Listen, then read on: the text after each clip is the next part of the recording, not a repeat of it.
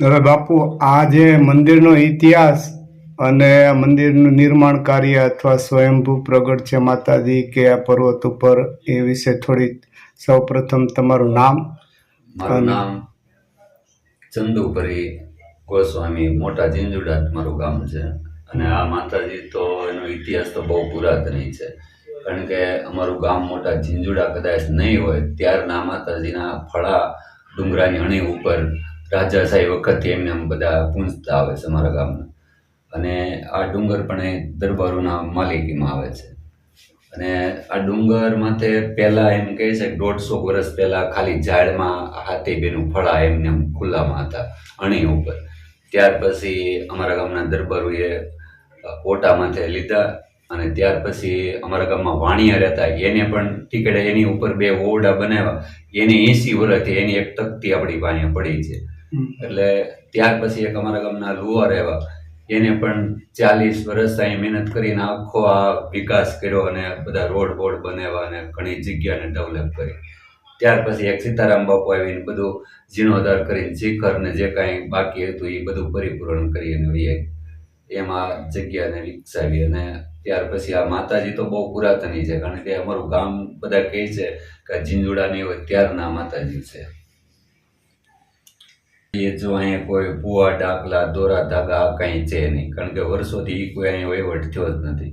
અને ત્યાર પછી માતાજી એમ પાછું બધાને સપને એવી વાતો કરેલી, એવા ઘણા ઇતિહાસો.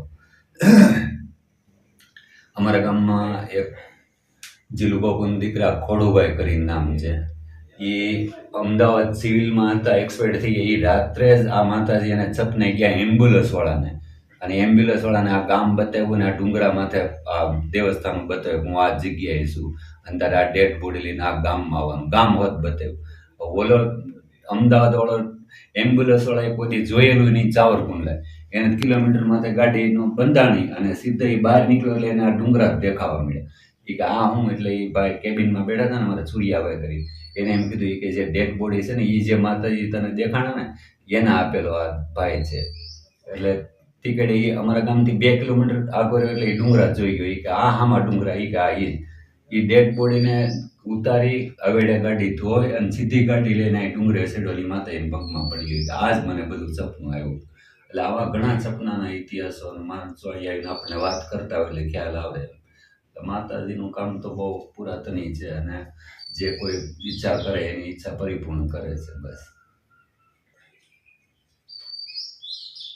એક પણ એવો ઇતિહાસ છે કે અમારે આમ તો આ 7 બહેનો છે અહીંયા, એટલે 7 બહેનોમાં એક બેનનો એવો ઇતિહાસ બતાવે છે કે અહીંથી અમારે બાજુમાં નાના ઝીંઝુડા છે, ત્યાં ગોંદરા પાસે એક ગુનો પડે છે, ત્યાં એક ફળું છે.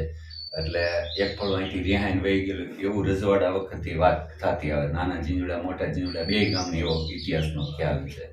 એટલે એમ અહીંયા 7 બહેનો છે અને મારા ભાઈ મેરખ્યાનું સ્થાપન પણ વધે છે. અને અહીંયા જે આપણે બેઠા છીએ આ પુરી બાપુનો જે ફોટો જે છે એની પણ અહીં સમાધિ છે. એ પોતે અહીંયા ઘણા 40 વર્ષ પહેલાં એને 10 વર્ષ અહીં રહેલા. એની પણ એક બહુ તમન્ના એવી હતી કે અહીંયા પાણી લાવીને, રોડ બનાવીને, લાઇટ લાવીને, એની ઈચ્છા બધી આ માતાજીએ પરિપૂર્ણ કરી દીધી. અત્યારે બધું રોડ, પાણી, લાઇટ બધું અહીંયા કમ્પ્લીટ છે. એટલે માતાજી તો એ દયાળુ છે. મારે પણ અહીંયા 20 વર્ષ હાલે છે.